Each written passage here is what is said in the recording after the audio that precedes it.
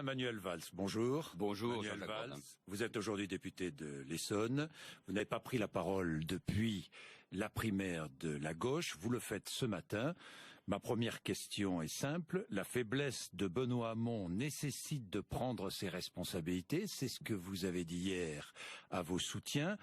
Voterez-vous pour Benoît Hamon le 23 avril? Non, et je vais l'expliquer pourquoi. Dans une élection présidentielle qui est à la fois folle, inédite, mais qui en même temps traduit ce que nous connaissons depuis des années, c'est-à-dire une forme de décomposition de la vie politique, ou pour le dire autrement, nous vivons une crise de la représentation, une crise politique, une crise morale et civique, et nous y avons tous évidemment une part de responsabilité. Et puis je pense que rien n'est joué dans cette élection présidentielle, contrairement à ce qu'on nous dit. Ni pour le premier tour, ni pour le deuxième tour, dans un climat particulier nauséabond, où nos compatriotes nous disent leur scepticisme, leur interrogation, leurs doutes. Moi je crains par exemple une abstention très forte. Je rencontre aujourd'hui, parce que le regard sur moi est différent, je rencontre beaucoup de Français aussi qui me disent mais... qu'est-ce qu'il faut faire? Pour qui il faut voter? Qu'allez-vous faire vous-même? Alors qu'allez-vous faire? Je vais vous poser la question. Vous ne voterez pas pour Benoît Hamon le 23 avril. Est-ce que vous voterez pour Emmanuel Macron? Oui, parce que je pense qu'il ne faut prendre aucun risque pour la République. Et donc, je voterai pour Emmanuel Macron, parce que... Pas de gaieté de cœur? Je voterai. Non, je prends mes responsabilités. Ce n'est pas une question de cœur, c'est une question de raison. Parce que face à l'effondrement moral de la candidature de François Fillon, qui pose un vrai problème d'ailleurs, parce que moi je respecte la droite française, elle existe, elle est là. La victoire d'ailleurs lui était, je mets les guillemets, promise pour cette élection présidentielle. Face à la crise de la gauche et à la marginalisation de notre candidat, du candidat désigné par la primaire Benoît Hamon, et je n'accepte pas la marginalisation de la gauche de gouvernement, de la gauche progressiste, de la gauche réformiste. C'est ce qui est en train de se passer. C'est l'échec de sa stratégie après la désignation par la primaire. Parce que je veux que la famille progressiste soit toujours forte, soit toujours représentée, pèse dans la situation que nous connaissons. Parce qu'il y a un risque, parce que c'est quand même ça qui me fait agir d'abord, parce qu'il y a d'abord un risque de victoire du Front National. Je suis convaincu, malheureusement, que le Front National est beaucoup plus haut de ce que nous disent les sondages. Je suis même d'ailleurs étonné que dans les débats entre les candidats, dans les prises de position des candidats, on ne signale pas plus ce danger du Front National. On s'habitue à un score du Front National. Ça veut dire que c'est un vote utile pour Emmanuel Macron. Est-ce un soutien? Est-ce un ralliement? Ou une simple voix? Je ne prendrai aucun risque pour la République. Je ne prendrai aucun risque pour la France. Je ne veux pas, le soir du premier tour, que nous nous retrouvions, que je me retrouve, parce que c'est aussi possible face au choix entre François Fillon et Marine Le Pen. Et parce que je veux donner le plus de force au candidat qui doit représenter le camp réformiste, le camp progressiste, parce qu'il devra gagner au deuxième tour s'il est face à Le Pen, et tout le monde promet la présence de Marine Le Pen au deuxième tour, alors que moi j'espérais que dans cette élection présidentielle on puisse écarter Marine Le Pen du deuxième tour, et que le débat ait lieu entre républicains de gauche et de droite. Ça n'est pas possible. La dynamique aujourd'hui ne semble pas le démontrer, même si évidemment il faut être prudent, mais il ne faut prendre aucun risque. Donc soutien, ralliement, non. La voix. Simplement. Vous participerez à la campagne d'Emmanuel Macron? Je n'ai rien à négocier et je ne demande rien. Ce n'est pas un ralliement. C'est une prise de position responsable. Quand on a été Premier ministre... Vous ne participerez pas à la campagne d'Emmanuel Macron? Non. D'ailleurs, il ne veut pas. Mais ce n'est pas le sujet. Quand on a été Premier ministre, candidat à la primaire, quand on a une certaine idée de la France, une certaine conception de la République, de ce que nous sommes, face au danger que représente le populisme, face au danger que représente l'extrême droite, face au danger que représente le Front National, on ne peut pas hésiter. Je ne le dis pas de gaieté de cœur. Oui, parce que de gaieté de cœur. Non, mais vous avez écouté Emmanuel Macron hier? Est-ce que vous avez été surpris de le voir réunir la presse avant votre intervention de ce matin, réunir la presse pour dire « Moi, je ne veux recevoir aucun soutien, ni de droite ni de gauche. Je composerai mon gouvernement comme je l'entends, ma majorité comme je l'entends. » Est-ce que vous avez été surpris? sincèrement. Je ne vais pas être surpris. Il mène la campagne comme il l'entend. Il est candidat à la présidence de la République. Je ne le suis pas. Il dit vouloir et pouvoir recevoir des soutiens, mais il ne veut pas négocier. Non, il considère que vous êtes un poids pour lui? Non, je ne le crois pas. Mais ça n'est pas le sujet.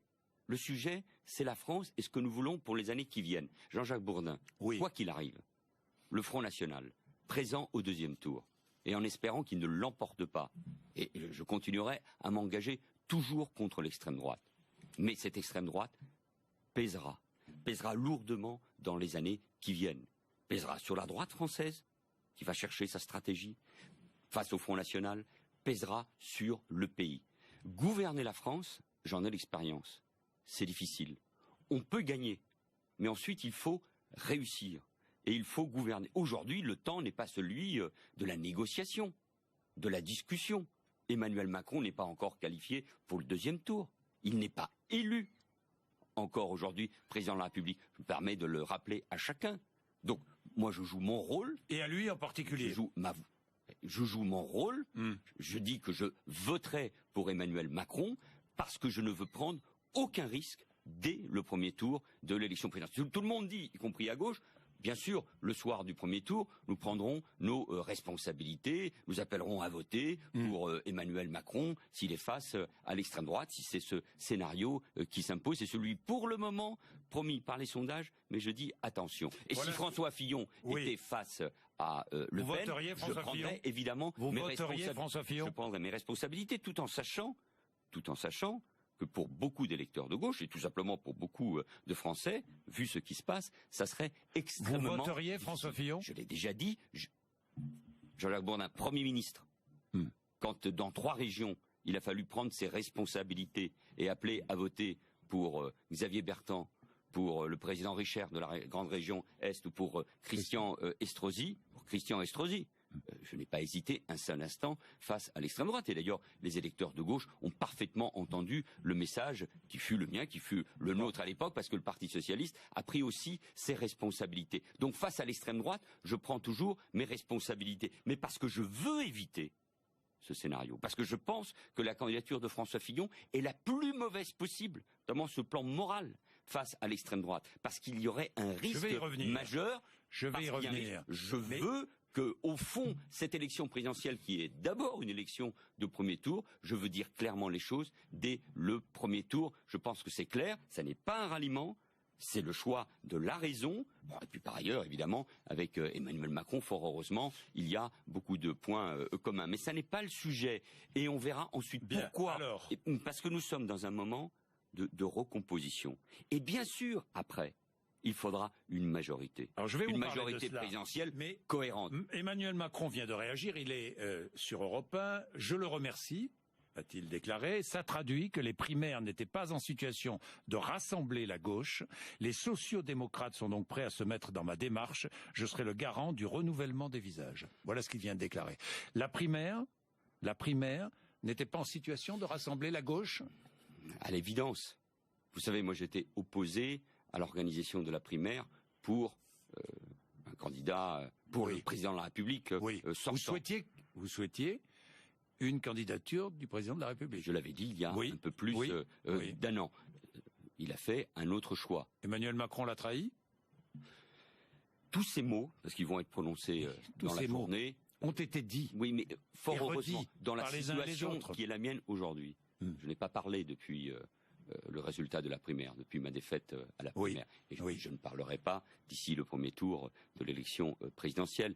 Il y a des candidats, il y a des formations politiques. Mais j'allais me taire, j'allais ne rien dire, alors que chacun connaît mon désaccord profond avec la stratégie qui est celle de Benoît Hamon depuis la primaire, pas seulement sur ses propositions, sur la sortie du nucléaire, sur l'effacement de la dette, sur sa vision du travail, sur le fait que dans un accord avec les Verts, on parle de la sortie de l'état d'urgence alors que c'est le terrorisme ou la menace terroriste qui doivent dicter la sortie de l'état d'urgence. Mais au-delà de cela, c'est sa stratégie. C'est une stratégie qui mène à la marginalisation. On négocie pendant des semaines avec des Verts. On court derrière Jean-Luc Mélenchon. Et qu'est-ce qui se passe aujourd'hui? On est dépassé dans les enquêtes d'opinion et dans la dynamique qu'on sent autour de nous par Jean-Luc Mélenchon. Et les électeurs qui veulent la victoire du camp progressiste se tourne évidemment vers Emmanuel Macron. Benoît Hamon, il vous accable, il vous accuse de lui planter des couteaux dans le dos, il parle de mise à mort.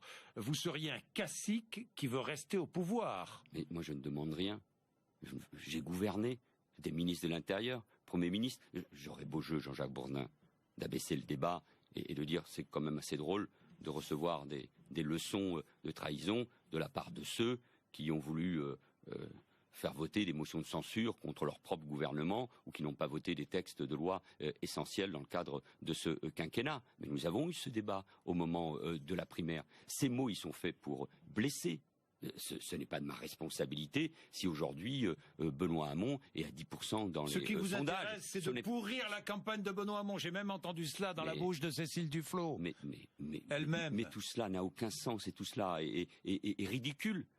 Qui a fait le choix ? Qui a fait le choix de ne pas occuper une position centrale après la primaire, de ne pas rassembler toute la gauche progressiste? Qui, dans le dernier débat, ça m'a frappé, ça n'a peut-être pas été assez souligné, s'en est pris d'abord, par exemple, sur les questions d'argent à Emmanuel Macron, plutôt qu'à... Vous n'avez aucun doute concernant Emmanuel Macron sur ces questions-là? Plutôt que je ne crois pas. Mais c'est pas à moi de le dire. Non, mais plutôt qu'à Marine Le Pen ou à François Fillon. Qui parle de marchepied du Front National en parlant d'Emmanuel Macron? Qui dit que c'est l'hologramme de François Fillon sur le projet économique, alors que nous savons que demain, si Emmanuel Macron est élu président de la République, il faudra constituer une majorité. Mais enfin, écoutez, il faut un peu de cohérence. Mais vous avez signé la charte de la primaire. C'est vrai. Manuel Valls, c'est vrai, impliquant de soutenir le vainqueur. C'est vrai, Jean-Jacques Bourdin, et c'est pour ça que j'ai évidemment réfléchi avant d'accepter votre invitation, avant de venir ici, parce qu'il y avait cet engagement. Mais l'intérêt supérieur du pays, l'intérêt supérieur de la France va au-delà des règles, d'un parti, d'une primaire et d'une commission. Quand on a la conviction qui est la mienne, quand on croit aux valeurs de ce pays, quand on est un patriote, un républicain, un homme de gauche, et je vous parle comme homme de gauche, comme progressiste, comme socialiste, comme social-démocrate, on prend ses responsabilités. On dit pour qui on vote. Je ne le dirai pas, je n'ai pas donné mon parrainage à Benoît Hamon. Je me tairai. Et je dirais le lendemain du premier tour pour qui j'ai voté, pour rappeler à ce moment-là, dans l'indignation, tout le monde a voté contre l'extrême droite. Non, je prends mes responsabilités, comme d'autres personnalités l'ont fait. D'autres l'ont fait. Je pense à Bertrand Delanoë, à Jean-Yves Le Drian. Ils ne sont pas socialistes. Ils n'ont pas occupé les responsabilités importantes. Ils ont tous envie du pouvoir. Donc Emmanuel Macron, c'est le candidat du gouvernement, si je puis dire. Non. C'est le candidat de François Hollande, de la continuité. Non. C'est ce que disent ses adversaires. C'est ce que disent ses adversaires. Il est celui qui doit permettre d'éviter le Front National, le choix entre le Front National et François Fillon. Et c'est ainsi, c'est la vie politique, on ne va pas le regretter. J'aurais peut-être aimé me retrouver dans cette situation. Je n'ai pas pu. Il faut tout simplement le reconnaître. Il peut permettre une recomposition de la vie politique. Et au-delà des visages neufs, on a toujours besoin de visages neufs. C'est la raison pour laquelle, avec François Hollande, nous avions appelé aussi, parmi d'autres, Emmanuel Macron au gouvernement en 2014, au nom aussi de ces visages neufs et de parcours différents que les parcours traditionnels dans la vie politique, qui sont des parcours honorables, bien évidemment. Mais il y a la possibilité d'une recomposition. Et moi, très sévère avec Emmanuel Macron lorsqu'il a quitté le gouvernement. Bien sûr. Extrêmement sévère. Bien sûr. Il a eu tort. Il a eu tort. C'est fait. Oui, non, mais d'accord. Mais je ne suis pas un commentateur ni de la vie politique, ni de l'histoire. Que lui avez-vous dit à l'époque, au moment où il est parti? Je suis en train de lire une biographie comparée où les points communs entre De Gaulle et Napoléon, celle de Génifet. Bon, voilà, ça, c'est l'histoire. C'est le passé, ce sont les grands hommes. Moi, je ne veux pas me transformer en commentateur de ce qui s'est passé. Mais bien sûr. Mais vous lui avez dit, quand il a quitté François Hollande, que lui avez-vous dit ce jour-là? Je lui ai dit qu'il se trompait, qu'il ne fallait pas quitter le gouvernement. Et aujourd'hui, il s'est trompé ou pas? Il a fait un choix qui, pour lui, est gagnant. Et gagnant. De son point de vue, incontestablement. Mais ce n'était pas ma conception. Mais je lui ai dit. Et d'ailleurs, avec Emmanuel Macron, nous sommes toujours parlé très directement et très Vous êtes co-auteur du quinquennat avec Emmanuel Macron? De ces 5 années, vous avez dirigé le gouvernement, lui y a participé. J'étais un rejeté par 80% des Français, ce quinquennat. Manuel Valls. On verra, laissons le temps aussi porter jugement et sur notre action contre le terrorisme et sur les résultats économiques. insuffisant, notamment en matière d'emploi. Gardons, voilà, un peu de distance. Mais j'étais acteur du quinquennat. J'étais ministre de l'Intérieur pendant 2 ans, Premier ministre pendant 2 ans et demi. Oui. Et j'en suis fier parce que Emmanuel Macron veut tourner la page de ces 5 dernières années. C'est ce qu'il a encore dit. La page hier. La page de ce quinquennat, comme d'une certaine vie politique, oui, elle est en train de se tourner, bien évidemment. Au fond, après cette élection présidentielle, rien ne sera plus comme avant. Beaucoup pensent que l'élection présidentielle est un moment à passer, un bon ou un mauvais moment à passer, et qu'ensuite on se retrouvera comme avant. Non. Ça, en effet, c'est fini. C'est aussi pourquoi je prends mes responsabilités. Au fond, d'une certaine manière, nous avons eu, peut-être nous, socialistes, de la chance, où les choses ont été ainsi. Peut-être parce qu'il y a eu le rejet de Nicolas Sarkozy. Nous avons gagné toutes les élections locales. Nous avons gagné l'élection présidentielle de 2012. Mais la crise politique... Grâce au rejet de Nicolas Sarkozy. C'est souvent le cas. Avant de gagner sur le programme. La crise politique. Ou les propositions. La crise politique. Oui. Toutes les formations politiques, mais aussi tous les corps intermédiaires. Elle est bien là, cette crise politique. Le fait de ne pas avoir, je l'avais dit dans une longue interview dans le Nouvel Observateur en 2014, j'étais déjà Premier ministre, le fait que nous n'ayons pas tranché toute une série de grandes questions. Je parle de la gauche, je parle des progressistes et des socialistes.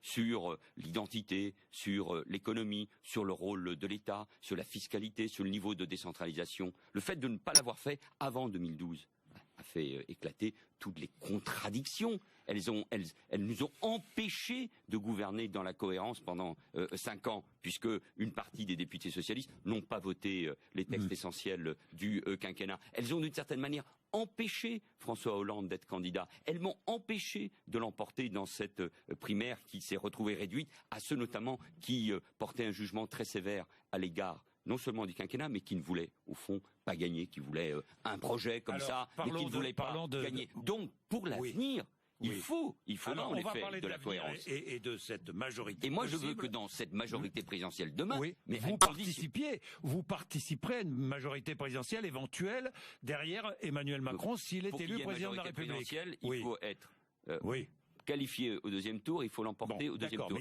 Il faut respecter les étapes. Mais imaginons dans cette hypothèse, vous participerez à la majorité présidentielle. Dans cette hypothèse, les réformistes, les progressistes, les sociodémocrates doivent y prendre leur place. Pourquoi? Pas pour eux-mêmes, pas pour des raisons de pouvoir. Soyons pas mesquins, nous avons déjà été dans l'opposition, ça n'est pas le problème, mais parce qu'il faut prendre nos responsabilités. Dans le monde d'aujourd'hui, j'ai déjà eu l'occasion de le dire ici, devant vous, celui de Trump, d'Erdogan, de Poutine, avec la crise que connaît l'Europe, n'a pas changé, la montée des populismes. Aujourd'hui, Theresa May envoie sa lettre annonçant tout le processus de sortie de la Grande-Bretagne de l'Union européenne, dans un monde où l'économie ne va pas forcément bien, avec la montée du fondamentalisme, du radicalisme. Il faudra tenir le pays. Et le pays, c'est quoi le pays? C'est bien sûr un président de la République, c'est un gouvernement, c'est un parlement, donc une majorité. Ce sont aussi des corps intermédiaires, des partenaires sociaux qui viennent là de conclure un accord sur l'assurance chômage, des associations. Ce sont les Français. Les Français sont exigeants. Ils peuvent passer d'un amour immodéré à un rejet absolu. Donc il faudra tenir le pays. Et la responsabilité des réformistes, c'est de participer à une majorité cohérente. Est-ce que vous imaginez être exclu du Parti socialiste parce que vous soutenez Emmanuel Macron? Non. Moi, je serai exclu par ceux qui n'ont respecté aucune règle pendant 5 ans. Non, mais c'est vrai, Jean-Jacques Bourdin. Le Parti socialiste ne sera plus comme il a été jusque maintenant, après cette élection présidentielle. Le parti va exploser? C'est pas une question d'exploser. Enfin, il faudra une clarification, un dépassement, mais je l'ai toujours. Aujourd'hui, la gauche réformiste est elle-même en miettes entre des écologistes là, les radicaux de gauche ici, le Parti socialiste où on voit déchirer entre au fond 2 candidatures. Oui, donc évidemment, il faudra ce dépassement, mais il y a des étapes à franchir, mais ça ne sera plus comme avant. Et au fond, cette clarification, elle arrive. Et ceux qui peuvent se retrouver dans une majorité, compris avec une personnalité comme François Bayrou. François Bayrou. Qui vous déjeunez régulièrement. Non, pas régulièrement. Mais non, mais récemment. Oui, mais nous nous sommes vus. Et c'est normal. 15 mais moi, je pense pas que la vie politique, ce soit la guerre civile. Oui. Et on peut se parler notamment avec celui qui avait soutenu François Hollande et que le Parti socialiste à l'époque avait Jean-Jacques Bourdin, avait rejeté. Donc oui, une majorité cohérente, bien sûr derrière les grands axes qui seront ceux du président de la République. Si Emmanuel Macron est élu, bien sûr, il faudra prendre. Vous avez vu François Hollande vendredi dernier? Je l'ai vu, oui, absolument. Vous avez parlé de la présidentielle, évidemment. Bien sûr. Est-ce qu'il va s'engager entre les deux tours? Et vous savez, l'avantage, c'est que je ne suis plus Premier ministre. Oui, vous parlez librement. Et donc, on se parle librement. Ici aussi. Et c'est à lui. Non, mais c'est fou. Oui, non, mais d'accord. Est-ce qu'il va s'engager? Je vous demande pas pour qui. Est-ce qu'il s'engagera entre les deux tours? Ah, je n'en sais rien. Vous ne avez rien dit? Non, il peut prendre ses responsabilités. Rien du tout. Mais je vois mal François Hollande dans un scénario où le Front National est présent et peut l'emporter. Parce que ce qui est extraordinaire dans nos démocraties, de la part des acteurs politiques, mais aussi des commentateurs, c'est que on oublie le leçon du passé, de ce qui s'est passé dans d'autres pays. Oui, Marine Le Pen, avec l'abstention, dans une dynamique, ce qu'on ressent monter, les peurs, le ras-le-bol, le rejet des responsables publics, les affaires qui la touchent, mais qui, au fond, pour les Français, ne provoquent pas le rejet nécessaire, qui serait nécessaire à son égard, elle peut l'emporter. Et c'est pour ça aussi que je prends position. Mais vous vous rendez compte, si elle fait 30% au premier tour... Vous croyez qu'elle fera 30%? Mais c'était le score des régionales. Si elle fait un score de ce niveau-là, et si elle fait un score de ce niveau, vous pensez que la victoire de l'extrême droite n'est pas possible au deuxième tour? Mais pas du tout. Face à François Fillon? Mais face à François Fillon... Il est décrédibilisé, François Fillon, à vos yeux, ou pas? Il a pris en otage sa famille politique. Et il n'a pas rendu service à elle, et n'a pas rendu service à la France. Parce que la France a le droit d'avoir une droite qui existe, qui est là, qui a gouverné, qui aspire à gouverner. Vous seriez resté candidat si vous aviez été mis en examen? Non, on peut pas. Mais attendez, c'était par ailleurs l'engagement de François Fillon. Mais il a pris en otage cette campagne. Elle a un caractère, c'est-à-dire, chacun le dit, je l'observe moi, difficile d'imposer des débats de fond. On parle peu de l'Europe. On oublie presque la menace terroriste, sauf quand elle se rappelle à nous, à Orly ou à Londres. Les grands sujets qui intéressent les Français, comment on fait pour faire baisser le chômage, dans quel monde et quelle place pour la France, dans quel monde vivons-nous et quelle est la place de la France, sur toutes ces questions-là qui sont essentielles pour l'avenir du pays, qui paraît un grand pays. Est-ce que le cabinet noir existe? Non. Non, alors non. Est-ce que le cabinet noir existe? Mais non. Mais non. Non. Vous parlez de celui qui serait installé... évoqué par François Fillon ces derniers jours, qui serait installé à l'Élysée. Mais chacun s'accorde pour constater que c'est... Ou à Matignon, ou je ne sais pas où. C'est une stratégie... Enfin, tous les présidents de la République et les premiers ministres ont cherché à savoir... Non. C'est une stratégie de démolition. François Fillon pense qu'en démolissant ses concurrents, en démolissant les institutions, en s'attaquant à la justice, il va s'en sortir. Il pense ça. Mais il peut s'en sortir. Mais absolument, c'est toujours possible. Mais il abaisse le débat politique. Et je le regrette parce que moi j'ai toujours eu plutôt de l'estime pour François Fillon. Et j'imagine aussi quelles sont ses affres et ses souffrances. Mais quand on est candidat à la présidence de la République, quand on a eu déjà les responsabilités importantes, il a été Premier ministre pendant 5 ans, on place l'intérêt de la France au-dessus de tout. Alors, est-ce que le fameux déjeuner Jean-Pierre Jouyet-François Fillon a eu lieu? Je n'en sais rien. Vous n'en savez rien? J'en sais rien. Vous ne savez rien de tout cela, de tout ce qui s'est... Non, autour du président de la République, personne ne cherche à savoir ce qui se passe dans l'opposition, personne. Mais ça n'existe pas. Votre question me Mais non, je me dis surprend. Ça parce que... Cette rencontre entre... Là, vous m'obligez à changer de niveau et à venir commenter une actualité d'il y a quelques années. Cette rencontre a eu lieu, je crois qu'elle a été démontrée, prouvée. Ça s'est même terminé devant... Ça s'est même terminé devant devant un procès, dans un procès intenté, je crois, par François Fillon contre le secrétaire général de l'Élysée. Mais qu'est-ce que ça a à voir aujourd'hui avec l'élection présidentielle? François Fillon a été élu sur un programme dur, mais c'était son programme. de remise en cause de la sécurité sociale, de la retraite qu'il voulait et qu'il veut porter à 65 ans, de la suppression de 500 000 fonctionnaires, d'une vision et d'une relation avec la Russie qui me pose problème. Mais au moins, c'était l'occasion d'un débat. Et sur une vision de probité. Tout cela est aujourd'hui par terre. Et il voudrait, et il veut salir la vie politique française. Mais ça n'est pas possible. Il y a des règles. Il faut respecter la justice. Elle travaille de manière indépendante. Il y a des institutions. Ça n'est pas le moment de les abaisser. Quand on a eu la chance, l'honneur, comme moi, d'être Premier ministre, de gouverner le pays, dans un moment particulièrement difficile. C'est vrai parce qu'il y avait la menace terroriste, parce qu'il y avait des actes terroristes. C'est vrai parce que la situation économique était difficile, mais parce que la situation politique l'était aussi.